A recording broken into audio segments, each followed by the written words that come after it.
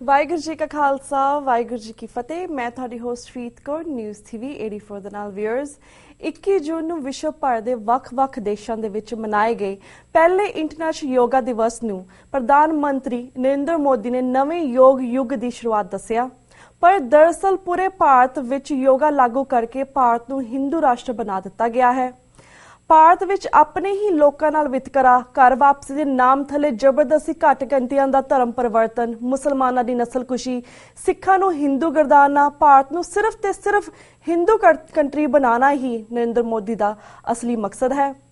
ਅਸਲੀਅਤ ਵਿੱਚ ਇੰਟਰਨੈਸ਼ਨਲ ਯੋਗਾ ਡੇ ਮਨਾ ਕੇ ਭਾਰਤ ਸਰਕਾਰ ਕੀ ਹਾਸਲ ਕਰਨਾ ਚਾਹੁੰਦੀ ਹੈ, ਇਸ ਸੰਬੰਧੀ ਅਤੇ ਹੋਰ ਕਰਨ ਮੁੱਦਿਆਂ ਤੇ ਅੱਜ ਅਸੀਂ ਵਿਸ਼ੇਸ਼ ਗੱਲਬਾਤ ਕਰਨ ਜਾ ਰਹੇ ਹਾਂ ਪਹਿਰੇਦਾਰ ਨਿਊਜ਼ਪੇਪਰ ਦੇ ਐਡੀਟਰ ਸਰਦਾਰ ਜਸਪਾਲ ਸਿੰਘ ਹੇਰਾ ਜੀ ਨਾਲ, ਜਿਹੜੇ ਕਿ ਇਸ ਵੇਲੇ ਜਗਰਾਵਾਂ ਤੋਂ ਸਾਡਾ ਫੋਨ ਲਾਈਨ ਤੇ ਜੁੜ ਚੁੱਕੇ ਨੇ। ਜਵੀਰ ਜੀ, ਵਾਹਿਗੁਰੂ ਜੀ ਕਾ ਖਾਲਸਾ ਵਾਹਿਗੁਰੂ ਜੀ ਕੀ ਫਤਿਹ। ਵਾਹਿਗੁਰੂ ਜੀ ਕਾ ਖਾਲਸਾ ਵਾਹਿਗੁਰੂ ਜੀ ਕੀ ਫਤਿਹ। ਜੀ ਵੀਰ ਜੀ, ਸਭ ਤੋਂ ਪਹਿਲਾਂ ਤਾਂ ਅਸੀਂ ਇੰਟਰਨੈਸ਼ਨਲ ਯੋਗਾ ਡੇ ਤੋਂ ਸਟਾਰਟ ਕਰਦੇ। ਜਿਸ ਤਰ੍ਹਾਂ 21 ਜੂਨ ਨੂੰ ਇੰਟਰਨੈਸ਼ਨਲ ਯੋਗਾ ਡੇ ਮਨਾਇਆ ਗਿਆ, ਭਾਰਤ ਵਿੱਚ ਵੀ ਮਨਾਇਆ ਗਿਆ, ਵੱਖ-ਵੱਖ ਦੇਸ਼ਾਂ ਵਿੱਚ ਵੀ ਮਨਾਇਆ ਗਿਆ। ਭਾਰਤ ਸਰਕਾਰ ਕਹਿੰਦੀ ਕਿ ਇਸ ਨਾਲ ਸ਼ਾਂਤੀ ਹੋਵੇਗੀ ਦੁਨੀਆ ਭਰ ਦੇ ਵਿੱਚ, ਪਰ ਤੁਸੀਂ ਇਸ ਸਭ ਨੂੰ ਕਿਵੇਂ ਵੇਖਦੇ ਹੋ? ਜਿਸ ਤਰ੍ਹਾਂ ਤੁਸੀਂ ਕਿਹਾ, ਇਹਦੇ ਵਿੱਚ ਕੋਈ ਸ਼ੱਕ ਨਹੀਂ ਹੈ ਕਿ ਜਿਸ ਦਿਨ ਤੋਂ ਭਾਜਪਾ ਬਹੁਮਤ ਦੇ ਨਾਲ ਦੇਸ਼ ਦੀ ਸੱਤਾ ਤੇ ਕਾਬਜ਼ ਹੋਈ ਆ, ਉਸ ਦਿਨ ਤੋਂ ਲੈ ਕੇ ਅੱਜ ਦੇ ਦਿਨ ਤੱਕ ਪਿਛਲੇ 1 ਸਾਲ ਤੋਂ ਹਰ ਚੜ੍ਹਦੇ ਸੂਰਜ ਭਗਵਾਂ ਬ੍ਰਿਗੇਡ ਵੱਲੋਂ, ਸੰਘ ਪਰਿਵਾਰ ਵੱਲੋਂ, ਨਾਗਪੁਰ ਵੱਲੋਂ ਹਰ ਚੜ੍ਹਦੇ ਸੂਰਜ ਇਸ ਤਰ੍ਹਾਂ ਦਾ ਬਿਆਨ ਆ ਜਿਹੜਾ ਉਹ ਨਿਰੰਤਰ ਆ ਰਿਹਾ ਕਿ ਹਿੰਦੂ ਰਾਜ ਭਾਰਤ ਵਿੱਚ ਸਥਾਪਿਤ ਹੋ ਗਿਆ, ਹਿੰਦੁਸਤਾਨ 'ਚ ਹਿੰਦੂਆਂ ਦਾ ਰਾਜ ਸਥਾਪਿਤ ਹੋ ਗਿਆ। ਤੋ ਇਹ ਜਿਹੜਾ ਯੋਗਾ ਜਿਹੜਾ 21 ਤਰੀਕ ਨੂੰ ਇਹਨਾਂ ਨੇ ਵਿਸ਼ਵ ਪੱਧਰ ਤੇ ਮਨਾਇਆ, ਇਹ ਠੀਕ ਆ ਕਿ ਬਾਹਰਲੇ ਦੇਸ਼ ਨੇ ਜਿਹੜੇ ਉਹ ਭਾਰਤ ਨੂੰ ਸਭ ਤੋਂ ਵੱਡੀ ਮੰਡੀ ਸਮਝਦੇ ਨੇ ਤੇ ਇਸ ਕਾਰਨ ਉਹ ਕਿਤੇ ਨਾ ਕਿਤੇ ਇਹਨੂੰ ਇਹ ਖੁਸ਼ ਕਰਨ ਦੀ ਹੈ ਜਿਹੜੀ ਇਸ ਤਰ੍ਹਾਂ ਦੀਆਂ ਕੋਸ਼ਿਸ਼ਾਂ ਉਹਦੇ ਵਿੱਚ ਵੀ ਸ਼ਾਮਲ ਹੋ ਜਾਂਦੇ ਨੇ। ਸੋ UNO ਵੱਲੋਂ ਜੇ ਇਹਨੂੰ ਵਿਸ਼ਵ ਦਿਵਸ ਯੋਗਾ ਦਾ ਵਿਸ਼ਵ ਦਿਵਸ ਜਿਹੜਾ ਐਲਾਨਿਆ ਗਿਆ, ਉਹਦੇ ਵਿੱਚ ਇਹ ਮੁੱਖ ਕਾਰਨ ਇਹ ਆ। ਪਰੰਤੂ ਮੋਦੀ ਵੱਲੋਂ ਜਿਹੜਾ ਯੋਗਾ ਨੂੰ ਮਤਲਬ ਠੋਸਿਆ ਗਿਆ ਵਾ ਇੱਕ ਤਰ੍ਹਾਂ ਦਾ ਕਿ ਅਸੀਂ ਜਾਣਦੇ ਹਾਂ ਕਿ ਪੁਰਾਤਨ ਸਮੇਂ ਤੋਂ ਇਹ ਯੋਗਾ ਜਿਹੜਾ ਇੱਕ ਹਿੰਦੂ ਸੰਸਕ੍ਰਿਤੀ ਦਾ ਹਿੱਸਾ, ਇਸ ਤੋਂ ਇਲਾਵਾ ਹੋਰ ਕੁਛ ਨਹੀਂ। ਸੋ ਹਿੰਦੂ ਸੰਸਕ੍ਰਿਤੀ ਨੂੰ ਪੂਰੇ ਦੇਸ਼ ਤੇ ਠੋਸਣ ਦੇ ਲਈ, ਥਾਪਣ ਦੇ ਲਈ ਇਹ ਯੋਗਾ ਜਿਹੜਾ ਅਪਣਾਇਆ ਗਿਆ, ਕਿਉਂਕਿ ਅਸੀਂ ਇਹ ਜਾਣਦੇ ਹਾਂ ਕਿ ਹੁਣ ਤੱਕ ਪੁਰਾਤਨ ਇਤਿਹਾਸ ਹੈ ਜਿਹੜਾ ਉਹ ਦੱਸਦਾ ਕਿ ਜਿਹਦਾ ਰਾਜ ਹੁੰਦਾ ਉਹਦਾ ਹੀ ਧਰਮ ਹੁੰਦਾ। ਉਸ ਥਿਊਰੀ ਨੂੰ ਇਹਨਾਂ ਲੋਕਾਂ ਨੇ ਪੱਕੇ ਤੌਰ ਤੇ ਪੱਲੇ ਬੰਨਿਆ ਹੋਇਆ ਕਿ ਅੱਜ ਜੇ ਸਾਡਾ ਰਾਜ ਆ, ਭਾਵੇਂ ਕਿ ਪਹਿਲਾਂ ਵੀ ਜੇ ਕਾਂਗਰਸ ਦਾ ਰਾਜ ਸੀ ਉਹ ਵੀ ਹਿੰਦੂਵਾਦੀਆਂ ਦਾ ਸੀ, ਪਰੰਤੂ ਹੁਣ ਪੱਕੇ ਰੂਪ ਦੇ ਵਿੱਚ ਇਹਨਾਂ ਹਿੰਦੂਵਾਦੀ ਲੋਕਾਂ ਦਾ ਰਾਜ ਆ ਦੇਸ਼ ਤੇ। ਉਹ ਆਪਦੇ ਰਾਜ ਦਾ ਪੂਰਾ ਲਾਹਾ ਲੈ ਕੇ ਦੇਸ਼ ਦੀਆਂ ਜਿਹੜੀਆਂ ਘੱਟ ਗਿਣਤੀਆਂ ਨੇ ਉਹਨਾਂ ਨੂੰ ਭੜਕਾ ਕੇ, ਉਹਨਾਂ ਨੂੰ ਧਮਕਾ ਕੇ, ਉਹਨਾਂ ਨੂੰ ਡਰਾ ਕੇ, ਉਹਨਾਂ ਨੂੰ ਫਸਲਾ ਕੇ, ਸੋ ਇਸ ਤਰ੍ਹਾਂ ਦਾ ਜਿਹੜਾ ਮਾਹੌਲ ਆ ਉਹ ਦੇਸ਼ ਦੇ ਵਿੱਚ ਸਿਰਜਿਆ ਜਾ ਰਿਹਾ। ਕਿਉਂਕਿ ਹਿੰਦੂਵਾਦੀ ਜਾਂ ਹਿੰਦੂਕਰਨ ਕਰਨ ਦਾ ਅਰਥ ਇਹ ਨਹੀਂ ਕਿ ਸਾਰੇ ਜਿਹੜੇ ਦੇਸ਼ ਦੇ ਨਾਗਰਿਕ ਨੇ ਉਹਨਾਂ ਨੂੰ ਜਨੇਊ ਬਣਾ ਦਿਓ ਜਾਂ ਤਿਲਕ ਲਾਉਣਾ ਸ਼ੁਰੂ ਕਰਵਾ ਦਿਓ। ਉਹਨਾਂ ਦੀ ਜਿਹੜੀ ਸੋਚ ਆ ਉਹਨੂੰ ਹਿੰਦੂਵਾਦੀ ਜਾਂ ਹਿੰਦੂ ਸੰਸਕ੍ਰਿਤੀ ਦੀ ਸੋਚ ਆ ਜਿਹੜੀ ਬਣਾਉਣੀ ਆ, ਉਸ ਪਾਸੇ ਜਿਹੜੀ ਸਰਕਾਰ ਆ ਇਹ ਯੋਗਾ ਦੇ ਨਾਲ, ਜਾਂ ਅਸੀਂ ਜਿਹੜਾ ਜਿਸ ਤਰ੍ਹਾਂ ਅਸੀਂ ਦੇਖਦੇ ਹਾਂ ਕਿ ਰੋਜ਼ਾਨਾ ਇਹ ਗੱਲ ਕਹਿ ਕੇ ਕਿ ਹਿੰਦੂ ਰਾਸ਼ਟਰ ਆ, ਇਹ ਹਿੰਦੂਆਂ ਦਾ ਰਾਜ ਆ ਇੱਥੇ, ਤੇ ਜਿਹੜਾ ਰੋਜ਼ਾਨਾ ਇਹ ਲਿਖਿਆ ਜਾਂਦਾ ਕਿ ਸਿੱਖ ਧਰਮ ਆ ਜਿਹੜਾ ਉਹ ਹਿੰਦੂ ਧਰਮ ਦਾ ਹਿੱਸਾ। ਸੋ ਬਾਕੀ ਧਰਮਾਂ ਦੇ ਲੋਕ ਨੇ ਜਿਹੜੇ ਉਹਨਾਂ ਨੂੰ ਇਸ ਤਰ੍ਹਾਂ ਹਿੰਦੂ ਕਰਨ ਵੱਲ ਜਿਹੜਾ ਧੱਕਿਆ ਜਾ ਰਿਹਾ ਵਾ, ਉਹਨਾਂ ਦੇ ਵਿੱਚ ਜਿਹੜੀ ਇੱਕ ਦਹਿਸ਼ਤ ਸੀ ਜਿਹੜੀ ਉਹਨੂੰ ਵੱਖਰਾ ਕਰਕੇ ਇਹ ਇੱਕ ਜਿਹੜਾ ਯੋਗਾ ਦੇ ਨਾਲ ਮੈਂ ਸਮਝਦਾ ਕਿ ਇੱਕ ਘੁਸਪੈਠ ਆ ਜਿਹੜੀ ਹਿੰਦੂ ਸੰਸਕ੍ਰਿਤੀ ਦੀ ਦੂਜੇ ਧਰਮਾਂ 'ਚ ਜਿਹੜੀ ਕਰਵਾਉਣ ਦੀ ਕੋਸ਼ਿਸ਼ ਕੀਤੀ ਗਈ ਆ। ਇਸ ਤੋਂ ਇਲਾਵਾ ਕਿਉਂਕਿ ਯੋਗਾ ਇੱਕ ਸਰੀਰਕ ਕਸਰਤ ਹੈ, ਤੰਦਰੁਸਤੀ ਦਾ ਇੱਕ ਸਾਧਨ ਹੈ। ਇਸ ਦੇ ਨਾਲ ਜਿਹੜਾ ਮੈਂ ਸਮਝਦਾ ਕਿ ਸਿੱਖ ਧਰਮ ਆ ਜਿਹੜਾ ਉਹਦੇ ਵੱਲੋਂ ਜਿਹੜੇ ਮਤਲਬ ਜਾਗਰੂਕ ਲੋਕ ਸੀ ਉਹਨਾਂ ਨੇ ਇਸ ਗੱਲ ਨੂੰ ਮਹਿਸੂਸ ਕੀਤਾ, ਇਹ ਦੂਰ ਦ੍ਰਿਸ਼ਟੀ ਦੇ ਨਾਲ ਦੇਖਿਆ ਕਿ ਇਹ ਜਿਹੜੀ ਇਸ ਮੋਦੀ ਸਰਕਾਰ ਹੈ ਉਹਦਾ ਦੇਸ਼ ਦੇ ਹਿੰਦੂਕਰਨ ਵੱਲ ਵੱਧਦਾ ਇੱਕ ਹੋਰ ਕਦਮ ਆ। ਇਸ ਕਾਰਨ ਜਿਹੜਾ ਇਹਦਾ ਵਿਰੋਧ ਵੀ ਕੀਤਾ ਗਿਆ, ਗੁਰਬਾਣੀ ਅਨੁਸਾਰ ਵੀ ਵਿਰੋਧ ਕੀਤਾ ਗਿਆ, ਸਿੱਖੀ ਸਿਧਾਂਤਾਂ ਅਨੁਸਾਰ ਵੀ ਵਿਰੋਧ ਕੀਤਾ ਗਿਆ, ਪਰੰਤੂ ਅਫਸੋਸ ਇਸ ਗੱਲ ਦਾ ਹੋਇਆ ਕਿ ਸ੍ਰੀ ਅਕਾਲ ਤਖ਼ਤ ਸਾਹਿਬ ਦੇ ਜਥੇਦਾਰ, ਹਾਲਾਂਕਿ ਉਹ ਜੇ ਚੁੱਪ ਵੀ ਰਹਿ ਜਾਂਦੇ ਤਾਂ ਕੋਈ ਏਡੀ ਵੱਡੀ ਗੱਲ ਨਹੀਂ ਸੀ। ਉਹਨਾਂ ਤੇ ਕਿੱਥੋਂ ਦਵਾ ਸੀ, ਕਿਹਨੇ ਉਹਨਾਂ ਨੂੰ ਕਿਹਾ, ਉਹਨਾਂ ਨੇ ਵੀ ਯੋਗ ਦੇ ਹੱਕ ਦੇ ਵਿੱਚ ਆਪਣਾ ਬਿਆਨ ਆ ਜਿਹੜਾ ਉਹ ਦਿੱਤਾ। ਹਾਲਾਂਕਿ ਸਿੱਖਾਂ ਦੀ ਮਾਰਸ਼ਲ ਖੇਡ ਆ ਜਿਹੜੀ ਗੁਰੂ ਗੋਬਿੰਦ ਸਿੰਘ ਜੀ ਮਹਾਰਾਜ ਨੇ ਹੋਲੇ ਮਹੱਲੇ ਦੀ ਜਿਹੜੀ ਪਿਰਤ ਸ਼ੁਰੂ ਕੀਤੀ ਸੀ, ਸਿੱਖਾਂ ਦੀ ਮਾਰਸ਼ਲ ਖੇਡ ਆ ਗੱਤਕਾ। ਸਿੱਖਾਂ ਦੇ ਕੋਲ ਆਪਣੇ ਸਰੀਰਕ ਤੰਦਰੁਸਤੀ ਦੇ ਗੁਰੂ ਸਾਹਿਬ ਨੇ, ਗੁਰਬਾਣੀ ਨੇ ਅਨੇਕਾਂ ਸਾਨੂੰ ਉਹ ਜਿਹੜੇ ਸਾਧਨ ਨੇ ਉਹ ਦਿੱਤੇ ਹੋਏ ਨੇ। ਸੋ ਅਸੀਂ ਉਸ ਸੰਸਕ੍ਰਿਤੀ ਨੂੰ, ਜਿਹੜੀ ਸਾਡੀ ਸਿੱਖ ਧਰਮ ਦਾ, ਜਿਹੜੀ ਸਾਡੀ ਸਿੱਖ ਸੱਭਿਆਚਾਰ ਆ, ਉਹਨੂੰ ਛੱਡ ਕੇ ਅਸੀਂ ਜੇ ਹਿੰਦੂ ਸੱਭਿਆਚਾਰ, ਹਿੰਦੂ ਸੰਸਕ੍ਰਿਤੀ ਨੂੰ ਅਪਣਾਉਣ ਵੱਲ ਵੱਧਦੇ ਹਾਂ ਤੇ ਸਾਡੇ ਜਿਹੜੇ ਜਥੇਦਾਰ ਨੇ ਉਸ ਗੱਲ ਲਈ ਉਤਸ਼ਾਹਤ ਕਰਦੇ ਨੇ। ਤੁਸੀਂ ਸਮਝ ਸਕਦੇ ਹੋ ਕਿ ਜਿਹੜੇ ਨਾਗਪੁਰ ਤੋਂ ਹੁਕਮ ਆਉਂਦੇ ਨੇ ਉਹੀ ਸਾਡੇ ਜਥੇਦਾਰਾਂ ਤੇ ਲਾਗੂ ਆਉਂਦੇ ਆ, ਉਹੀ ਸ਼੍ਰੋਮਣੀ ਕਮੇਟੀ ਤੇ ਉਹੀ ਬਾਦਲ ਸਰਕਾਰ ਤੇ। ਹਾਂਜੀ ਜੀ ਬਿਲਕੁਲ। ਤੇ ਵੀਰ ਜਿਸ ਤਰ੍ਹਾਂ ਪਹਿਲਾਂ ਨਰਿੰਦਰ ਮੋਦੀ ਕਾਫੀ ਵਿਦੇਸ਼ਾਂ ਦੇ ਦੌਰਿਆਂ ਤੇ ਗਿਆ ਸੀ, ਉਸ ਵੇਲੇ ਵੀ ਇਹਨੇ ਲੋਕਾਂ ਨੂੰ ਗੀਤਾ ਭੇਂਟ ਕੀਤੀ ਸੀ, ਫਿਰ ਜਾ ਕੇ ਗੀਤਾ ਸਕੂਲਾਂ ਦੇ ਵਿੱਚ ਲਾਗੂ ਹੋ ਗਈ, ਕਹਿੰਦੇ ਸਕੂਲਾਂ ਦੇ ਵਿੱਚ ਪੜ੍ਹਾਈ ਜਾਏਗੀ। ਹੁਣ ਜਿੱਦਾਂ ਯੋਗਾ ਤੋਂ ਅਗਲੇ ਦਿਨ ਇਹਨਾਂ ਨੇ ਕਿਹਾ ਕਿ 6ਵੀਂ ਤੋਂ ਲੈ ਕੇ 10ਵੀਂ ਕਲਾਸ ਤੱਕ ਸਾਰਿਆਂ ਨੂੰ ਯੋਗਾ ਦੀ ਕਲਾਸਾਂ ਦਿੱਤੀਆਂ ਜਾਣਗੀਆਂ, ਯੋਗਾ ਇੱਕ ਵਿਸ਼ੇਸ਼ ਸਬਜੈਕਟ ਬਣ ਕੇ ਪੜ੍ਹਾਇਆ ਜਾਵੇਗਾ। ਪਰ ਜਿਸ ਤਰ੍ਹਾਂ ਇਹ ਆਪਣੇ ਮਕਸਦ 'ਚ ਕਾਫੀ ਹੱਦ ਤੱਕ ਕਾਮਯਾਬ ਹੋ ਰਹੇ ਨੇ ਕਿ ਆਪਣਾ ਇਹ ਭਾਰਤ ਨੂੰ ਹਿੰਦੁਸਤਾਨੀ ਬਣਾਉਣਾ ਚਾਹੁੰਦੇ ਨੇ, ਪਰ ਜਿਸ ਤਰ੍ਹਾਂ ਅਸੀਂ ਬਾਹਰ ਦੇਸ਼ 'ਚ ਬੈਠ ਕੇ ਜਾਂ ਆਪਣੀ ਸਿੱਖ ਕਮਿਊਨਿਟੀ ਕਾਫੀ ਹੱਦ ਤੱਕ ਅੰਡਰਸਟੈਂਡ ਕਰਦੀ ਕਿ ਇਹਨਾਂ ਨੇ ਫਿਊਚਰ ਇਫੈਕਟ ਕੀ ਹੋਣਗੇ ਯੋਗਾ ਦੇ, ਜਾਂ ਫਿਰ ਇਹਨਾਂ ਛੋਟੇ ਚੀਜ਼ਾਂ ਦੇ ਫਿਊਚਰ ਇਫੈਕਟ ਬਹੁਤ ਵੱਡੇ ਹੋ ਸਕਦੇ ਨੇ। ਪਰ ਜਿਹੜੇ ਭਾਰਤ ਦੇ ਵਿੱਚ ਘੱਟ ਗਿਣਤੀਆਂ ਨੇ, ਬਾਕੀ ਘੱਟ ਗਿਣਤੀਆਂ ਨੇ, ਉਹ ਇਸ ਚੀਜ਼ ਨੂੰ ਕਿਉਂ ਨਹੀਂ ਸਮਝ ਸਕਦੀਆਂ ਕਿ ਇਹ ਕਿਸ ਤਰ੍ਹਾਂ ਉਹਨਾਂ ਨੂੰ ਫਿਊਚਰ ਇਫੈਕਟ ਕਰ ਸਕਦਾ ਹੈ। ਦੇਖੋ, ਜਿਸ ਤਰ੍ਹਾਂ ਦਾ ਮਾਹੌਲ ਮਤਲਬ ਦੇਸ਼ ਦੇ ਵਿੱਚ ਸਿਰਜ ਦਿੱਤਾ, ਉਹਦੇ ਨਾਲ ਇਹਨਾਂ ਦੀ ਜਿਹੜੀ ਹਮੇਸ਼ਾ ਅਸੀਂ ਛਾਤਰ ਲੋਕ ਨੇ, ਜਿਹੜੀ ਇਹਨਾਂ ਦੀ ਸ਼ੈਤਾਨ ਸੋਚ ਆ, ਉਹਦੇ ਮੁਤਾਬਕ ਇਹਨਾਂ ਨੇ ਫਿਲਹਾਲ ਇਹ ਜਿਹੜਾ ਯੋਗਾ ਉਹਦੇ ਨਾਲ ਇੱਕ ਘੁਸਪੈਠ ਆ ਜਿਹੜੀ ਉਹ ਕਰਨ ਦਾ ਯਤਨ ਕੀਤਾ। ਉਹ ਜਿਹੜਾ ਸੌਫਟ ਟਾਰਗੇਟ ਆ ਉਹਦੇ ਤੇ ਇਹਨਾਂ ਨੇ ਸਿੱਧਾ ਵਾਰ ਕੀਤਾ। ਸਿੱਖਾਂ ਦੀ ਵੀ ਕੁਝ ਹਿੱਸਾ ਵਾ ਜਿਹਨੇ ਇਹਦੀ ਹਮਾਇਤ ਕਰਤੀ, ਮੁਸਲਮਾਨਾਂ ਦਾ ਵੀ ਕੁਝ ਹਿੱਸਾ ਜਿਹਨੇ ਇਹਦੀ ਹਮਾਇਤ ਕਰ ਦਿੱਤੀ। ਸੋ ਇਸ ਤਰ੍ਹਾਂ ਦਾ ਇੱਕ ਮਾਹੌਲ ਸਿਰਜ ਕੇ ਕਿ ਹੌਲੀ ਹੌਲੀ ਮਤਲਬ ਜਿਹੜੀ ਅਸੀਂ ਸਮਝਦੇ ਹਾਂ ਕਿ ਇਹ ਜਿਹੜੀ ਮਿੱਠੀ ਜ਼ਹਿਰ ਆ ਜਿਹੜਾ ਹੌਲੀ ਹੌਲੀ ਅਸਰ ਕਰਦੀ ਆ, ਉਹ ਉਸ ਪਾਸੇ ਆ ਜਿਹੜਾ ਮੋਦੀ ਸਰਕਾਰ ਨੇ ਇਹ ਕਦਮ ਚੁੱਕਿਆ ਵਾ। ਹਾਲਾਂਕਿ ਮਤਲਬ ਜਿਸ ਤਰ੍ਹਾਂ ਤੁਸੀਂ ਵੀ ਗੱਲ ਕੀਤੀ ਹੈ ਕਿ ਜਿੱਥੇ ਕੋਈ ਜਾਗਰੂਕ ਬੰਦਾ ਬੈਠਾ ਵਾ, ਚਾਹੇ ਕਿਸੇ ਵੀ ਧਰਮ ਦਾ, ਉਹ ਇਸ ਗੱਲ ਨੂੰ ਸਮਝਦਾ, ਮਹਿਸੂਸ ਕਰਦਾ, ਪਰੰਤੂ ਆਮ ਲੋਕ ਨੇ ਜਿਹੜੇ ਉਹਨਾਂ ਨੂੰ ਇਹਨਾਂ ਨੇ ਆਪਣਾ ਜਿਹੜਾ ਛਲਾਵਾ ਵਾ ਉਹਦੀ ਪਕੜ ਦੇ ਵਿੱਚ ਲੈ ਲਿਆ। ਇਸ ਕਾਰਨ ਜਿਹੜਾ ਅਸੀਂ ਸਮਝਦੇ ਹਾਂ ਕਿ ਇੱਕ ਵੱਡੇ ਰੂਪ ਦੇ ਵਿੱਚ ਇਹ ਗੱਲ ਜਿਹੜੀ ਇਹਨਾਂ ਦੀ ਸਫਲਤਾ ਵੱਲ ਵੱਧ ਰਹੀ ਹੈ। ਜੀ ਬਿਲਕੁਲ ਬਿਲकुल। ਤੇ ਵੀਰ ਜੀ ਇੱਕ ਹੋਰ ਮੁੱਦੇ ਤੁਹਾਡੇ ਅਸੀਂ ਵਿਚਾਰ ਜਾਣਨਾ ਚਾਹਾਂਗੇ, ਫਿਰ ਅਸੀਂ ਅਨੰਦਪੁਰ ਵੱਲ ਵੱਧਦੇ ਹਾਂ। ਜਿਸ ਤਰ੍ਹਾਂ LK ਅਡਵਾਨੀ ਨੇ ਦੇਸ਼ ਦੀ ਸਿਆਸੀ ਹਾਲਾਤਾਂ ਨੂੰ ਵੇਖਦੇ ਆ ਐਮਰਜੈਂਸੀ ਜਿਹੀ ਹਾਲਾਤ ਪੈਦਾ ਹੋਏ ਨੇ, ਉਸ ਬਾਰੇ ਉਹਦਾ ਖਦਸ਼ਾ ਪੈਦਾ ਕੀਤਾ ਹੈ, ਕਿਉਂਕਿ ਇਸ ਵੇਲੇ ਕਾਫੀ ਮੋਦੀ ਸਰਕਾਰ ਤੇ ਲਲਿਤ ਮੋਦੀ ਦੇ ਕੇਸ ਦੇ ਵਿੱਚ ਮੋਦੀ ਸਰਕਾਰ ਤੇ ਸੁਸ਼ਮਾ ਸਵਰਾਜ ਕਾਫੀ ਤਰ੍ਹਾਂ ਫਸੀ ਹੋਈ ਹੈ, ਇਸ ਕਾਫੀ ਘੇਰੇ ਦੇ ਵਿੱਚ ਹੈ। ਇਸ ਬਾਰੇ ਤੁਸੀਂ ਕੀ ਕਹਿਣਾ ਚਾਹੋਗੇ? ਇਹ ਦੇਖੋ, ਜੇ ਅਡਵਾਨੀ ਨੇ ਇਹ ਗੱਲ ਸੱਚੇ ਮਨੋਂ ਕਹੀ ਆ, ਕਿਉਂਕਿ ਦੇਖੋ ਉਹਦੀ ਆਪਣੀ ਇੱਕ ਸਿਆਸਤ ਆ, ਉਹ ਦਬਾਅ ਦੀ ਰਾਜਨੀਤੀ ਦੇ ਤਹਿਤ ਮਤਲਬ ਕਿਉਂਕਿ ਉਹਨੂੰ ਮਤਲਬ ਇੱਕ ਤਰ੍ਹਾਂ ਖੂੰਜੇ ਲਾ ਦਿੱਤਾ ਭਾਜਪਾ ਨੇ ਪੂਰੀ ਤਰ੍ਹਾਂ, ਤੇ ਉਹ ਆਪਣੀ ਜਿਹੜੀ ਹੋਂਦ ਦਰਸਾਉਣ ਦੇ ਲਈ ਇਸ ਤਰ੍ਹਾਂ ਦਾ ਹਮਲਾ ਜਿਹੜਾ ਉਹ ਕਰਦਾ।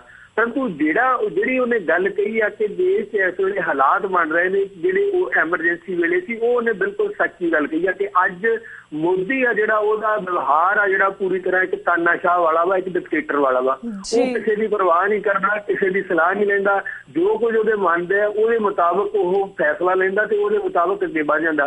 ਭੂਮੀ ਪ੍ਰਾਪਤੀ ਬਿੱਲ ਆ ਜਿਹੜਾ ਸਾਰੀਆਂ ਧਿਰਾਂ ਨੇ, ਜਿੰਨੀਆਂ ਵਿਰੋਧੀ ਧਿਰਾਂ ਨੇ, ਸਾਰੀਆਂ ਨੇ ਉਹਦਾ ਵਿਰੋਧ ਕੀਤਾ, ਪਰੰਤੂ ਉਸਨੇ ਕਿਸੇ ਦੀ ਪਰਵਾਹ ਨਹੀਂ ਕੀਤੀ ਤੇ ਉਹਦੇ ਬਾਰੇ ਦੁਆਰਾ ਤੀਜੀ ਵਾਰ ਵੀ ਆਰਡੀਨੈਂਸ ਆ ਜਿਹੜਾ ਉਹ ਜਾਰੀ ਕਰਵਾ ਦਿੱਤਾ। ਉਹਨੇ ਮਤਲਬ ਇਹ ਗੱਲ ਦੱਸਤੀ ਕਿ ਮੈਨੂੰ ਕਿਸੇ ਦੀ ਪਰਵਾਹ ਨਹੀਂ। ਉਸ ਤੋਂ ਬਾਅਦ ਜਿਹੜੀ ਗੱਲ ਹੁਣ ਤੁਸੀਂ ਗੱਲ ਕੀਤੀ ਹੈ ਕਿ ਲਲਿਤ ਮੋਦੀ ਵਾਲੀ ਗੱਲ ਆਈ ਹੈ, ਜੇ ਕਿਸੇ ਨੇ ਵਿਰੋਧ ਕੀਤਾ ਤਾਂ ਉਹਨੇ ਮਤਲਬ ਜਿਹਦੇ ਤੇ ਸਿਰ ਤੇ ਹੱਥ ਧਰਿਆ ਹੋਇਆ ਉਹ ਕਹਿੰਦਾ ਮੈਂ ਇਹਦੇ ਮੁਤਾਬਕ ਹੀ ਚੱਲੂਗਾ, ਇਹਨੂੰ ਕੋਈ ਇੱਧਰ ਉੱਧਰ ਨਹੀਂ ਕਰ ਸਕਦਾ।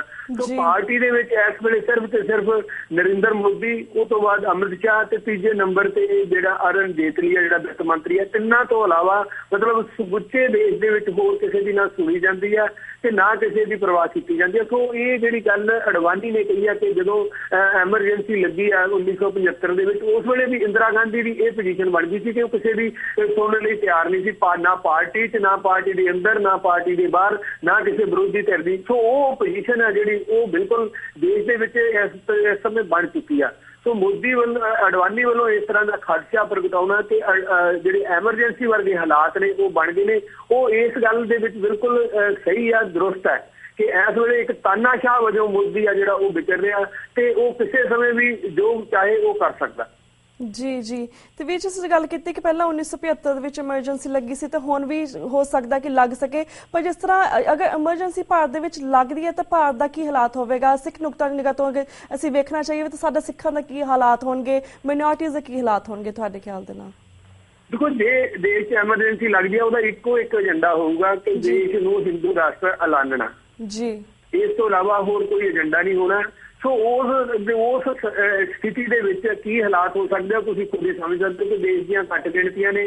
ਉਹਨਾਂ ਨੇ ਜਿਹੜਾ ਔਰੰਗਜ਼ੇਬ ਵਾਲੀ ਗੱਲ ਹੈ ਕਿ ਜਾਂ ਤਾਂ ਹਿੰਦੂ ਧਰਮ ਨੂੰ ਕਬੂਲ ਕਰ ਲਓ ਤੇ ਨਹੀਂ ਜਿਹੜਾ ਸਰਕਾਰ ਦਾ ਜ਼ੋਰ ਜ਼ਬਰ ਡੰਡਾ ਤੰਤਰ ਆ ਉਹਦੇ ਲਈ ਤਿਆਰ ਹੋ ਜਾਓ। ਸੋ ਇਹ ਹਾਲਾਤ ਨੇ ਜਿਹੜੇ ਦੇਸ਼ ਦੇ ਵਿੱਚ ਉਸ ਵੇਲੇ ਪੈਦਾ ਹੋਣਗੇ ਜੇ ਭਵਿੱਖ ਦੇ ਵਿੱਚ ਐਮਰਜੈਂਸੀ ਲੱਗਦੀ ਹੈ। ਉਹਦਾ ਇੱਕੋ ਇੱਕ ਏਜੰਡਾ ਜਿਹੜਾ ਉਹ ਸਾਨੂੰ ਹੁਣੇ ਤੋਂ ਸਮਝ ਲੈਣਾ ਚਾਹੀਦਾ ਕਿ ਸਿਵਾਏ ਦੇਸ਼ ਨੂੰ ਹਿੰਦੂ ਰਾਸ਼ਟਰ ਐਲਾਨਣ ਦੇ ਹੋਰ ਕੋਈ ਏਜੰਡਾ ਨਹੀਂ ਹੋਊਗਾ ਤੇ ਪੂਰੀਆਂ ਹਿੰਦੂ ਤਾਕਤਾਂ ਨੇ ਜਿਹੜੀਆਂ ਉਹ ਮੋਦੀ ਦੀ ਪਿੱਠ ਤੇ ਖੜਨਗੀਆਂ।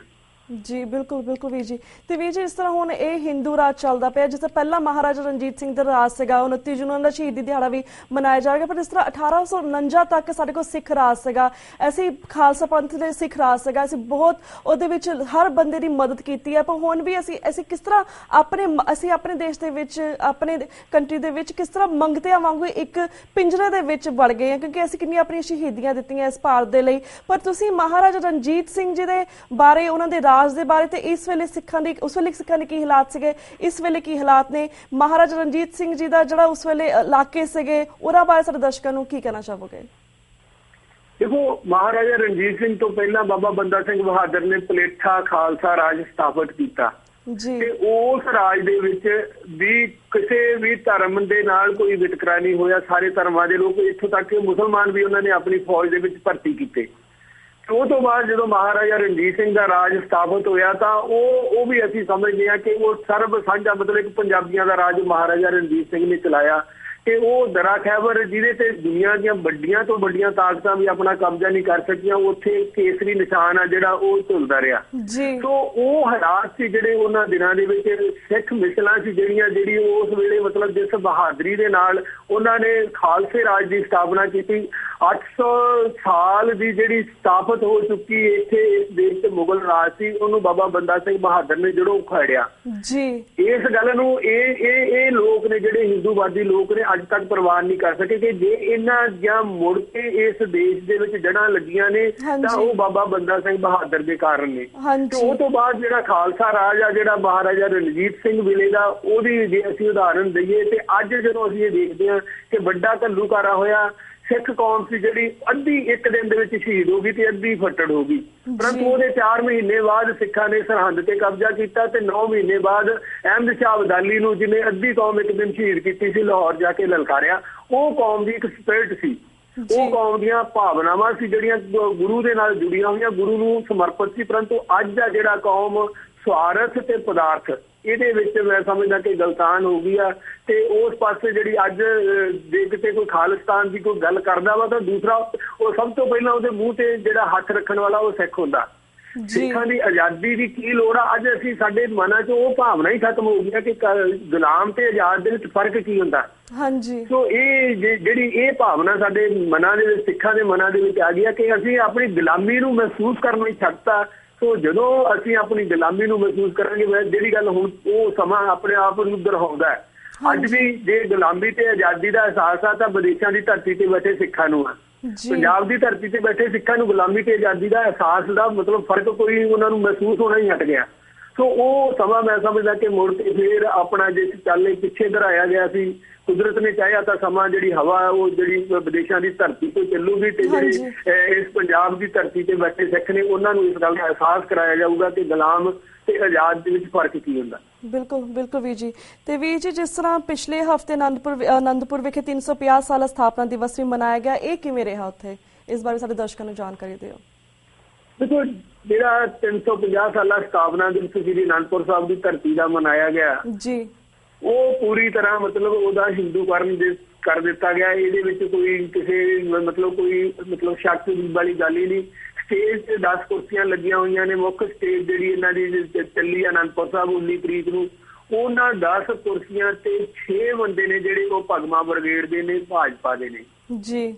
ਸੋ ਤੁਸੀਂ ਆਪੇ ਖੁਦ ਅੰਦਾਜ਼ਾ ਲਾ ਲਓ ਕਿ ਸਿੱਖਾਂ ਦਾ ਸਮਾਗਮ ਹੈ, ਖਾਲਸਾ ਪੰਥ ਦੀ ਧਰਤੀ ਦਾ ਸਮਾਗਮ ਆ। ਉਹ ਖਾਲਸਾ ਪੰਥ ਦੀ ਧਰਤੀ ਜਿਹਨੂੰ ਅਸੀਂ ਆਪਣਾ ਘਰ ਕਹਿੰਦੇ ਹਾਂ। ਕਿਸੇ ਸਮੇਂ ਇਹੀ ਅਕਾਲੀ ਜਦੋਂ ਮੋਰਚਿਆਂ 'ਚ ਜਾਂਦੇ ਹੁੰਦੇ ਸੀ ਤੇ ਇਹਨਾਂ ਦੇ ਪਿਤਾ ਦਾ ਨਾਮ ਪੁੱਛਿਆ ਜਾਂਦਾ ਸੀ ਤਾਂ ਸ਼੍ਰੀ ਗੁਰੂ ਗੋਬਿੰਦ ਸਿੰਘ ਜੀ ਲਿਖਾਇਆ ਜਾਂਦਾ ਸੀ। ਜੇ ਇਹਨਾਂ ਨੂੰ ਐਡਰੈਸ ਪੁੱਛਿਆ ਜਾਂਦਾ ਸੀ, ਪਤਾ ਪੁੱਛਿਆ ਜਾਂਦਾ ਸੀ ਤਾਂ ਸ਼੍ਰੀ ਅਨੰਦਪੁਰ ਸਾਹਿਬ ਲਿਖਾਇਆ ਜਾਂਦਾ ਸੀ। ਅੱਜ ਉਹ ਖਾਲਸੇ ਦਾ ਘਰ ਆ ਜਿਹੜਾ ਅਨੰਦਪੁਰ ਸਾਹਿਬ ਦੀ ਧਰਤੀ, ਉਹਦਾ ਸਥਾਪਨਾ ਦਿਵਸ ਮਨਾਇਆ ਜਾ ਰਿਹਾ ਤੇ ਉਸ ਸਟੇਜ ਤੇ 6 ਬੰਦੇ ਨੇ ਜਿਹੜੇ ਉਹ ਭਗਵਾਂ ਬ੍ਰਿਗੇਡ ਦੇ ਨੇ, ਹਿੰਦੂਵਾਦੀ ਲੋਕ ਨੇ, ਜਿਹੜੇ ਰੋਜ਼ਾਨਾ ਸਵੇਰੇ ਉੱਠਣ ਤੋਂ ਪਹਿਲਾਂ ਇਹ ਗੱਲ ਕਹਿੰਦੇ ਨੇ ਕਿ ਸਿੱਖ ਧਰਮ ਆ ਜਿਹੜਾ ਉਹ ਹਿੰਦੂ ਧਰਮ ਦਾ ਹਿੱਸਾ। ਸੋ ਤੁਸੀਂ ਇਸ ਗੱਲ ਤੋਂ ਅੰਦਾਜ਼ਾ ਲਾ ਲਓ ਕਿ ਸਿਰਫ ਤੇ ਸਿਰਫ ਇੱਕ ਰਾਜਸੀ ਲਾਹੇ ਲਈ ਇਹ ਸਮਾਗਮ ਆ ਜਿਹੜਾ ਕਰਾਇਆ ਗਿਆ। ਪਹਿਲੀ ਗੱਲ ਤੇ ਸ਼ਤਾਬਦੀ ਤੋਂ ਬਿਨਾਂ ਅਰਧ ਸ਼ਤਾਬਦੀ ਵਾਲੀ ਕੋਈ ਸਾਡੇ ਇਤਿਹਾਸ ਵਿੱਚ ਧਰਤੀ ਨਹੀਂ ਕਿ ਅੱਜ ਤੱਕ ਕੋਈ ਅਰਧ ਸ਼ਤਾਬਦੀ ਕਿਸੇ ਸਮਾਗਮ ਦੀ ਮਨਾਈ ਜਾਵੇ। ਦੂਸਰੀ ਗੱਲ, ਜਿਹੜਾ ਇਤਿਹਾਸ ਦੇ ਨਾਲ ਮਤਲਬ ਧੋਖਾ ਕੀਤਾ ਗਿਆ ਕਿ ਚੱਕ ਨਾਨਕੀ ਦਾ 350 ਸਾਲਾ ਸਥਾਪਨਾ ਦਿਵਸ ਆ ਕਿ ਸ਼੍ਰੀ ਅਨੰਦਪੁਰ ਸਾਹਿਬ ਦਾ 350 ਸਾਲਾ ਸਥਾਪਨਾ ਦਿਵਸ ਆ। ਅਗਲੀ ਗੱਲ ਜਿਹੜੀ ਸਿੱਖ ਪੰਥ ਦੇ ਨਾਲ ਧੋਖੇਵਾਰੀ ਹੋਈ ਤੇ ਇਹਦਾ ਪੂਰੀ ਤਰ੍ਹਾਂ ਹਿੰਦੂਕਰਨ ਕੀਤਾ ਗਿਆ। ਤੇ ਇਹੀ ਕਾਰਨ ਹੈ ਕਿ 1999 ਚ ਖਾਲਸਾ ਪੰਥ ਦਾ 300 ਸਾਲਾ ਸਾਜਨਾ ਦਿਵਸ ਮਨਾਇਆ, ਭਾਵੇਂ ਕਿ ਉਦੋਂ ਵੀ ਬਾਦਲਾਂ ਨੇ ਉਹਦਾ ਰਾਜਸੀਕਰਨ ਕਰਨ ਦੀ ਕੋਸ਼ਿਸ਼ ਕੀਤੀ ਸੀ, ਪਰੰਤੂ ਉਸ ਵੇਲੇ 50 ਲੱਖ ਸਿੱਖ ਪੰਜਾਬ ਤੋਂ ਨਹੀਂ, ਦੇਸ਼ ਤੋਂ ਨਹੀਂ, ਵਿਦੇਸ਼ਾਂ ਦੀ ਧਰਤੀ ਤੋਂ ਹੁਮਾ ਕੇ ਪਰਿਵਾਰਾਂ ਸਮੇਤ 50 ਲੱਖ ਸਿੱਖ ਉਸ ਪਵਿੱਤਰ ਧਰਤੀ ਤੇ ਨਤਮਸਤਕ ਹੋਣ ਲਈ ਪਹੁੰਚੇ ਸੀ। ਤੇ ਅੱਜ 19 ਜੂਨ ਨੂੰ ਜਿਸ ਦਿਨ ਇਹ ਮੁੱਖ ਦਿਨ ਸੀਗਾ ਸਥਾਪਨਾ ਦਿਵਸ ਦਾ, ਉਸ ਦਿਨ 25 ਤੋਂ 30 ਹਜ਼ਾਰ ਦੀ ਇਕੱਤਰਤਾ ਜਿਹੜੀ ਅਨੰਦਪੁਰ ਸਾਹਿਬ ਦੀ ਧਰਤੀ ਤੇ ਸੀ। ਜੋ ਖਾਲਸਾ ਪੰਥ ਨੇ ਕਿਉਂਕਿ ਸਮਾਗਮ ਨੂੰ ਪੂਰੀ ਤਰ੍ਹਾਂ ਜਿਹੜਾ ਰਾਜਸੀਕਰਨ ਤੇ ਹਿੰਦੂਕਰਨ ਕਰ ਦਿੱਤਾ, ਉਹ ਹੁੰਗਾਰਾ ਜਿਹੜਾ ਖਾਲਸਾ ਪੰਥ ਵੱਲੋਂ ਨਹੀਂ ਦਿੱਤਾ ਗਿਆ।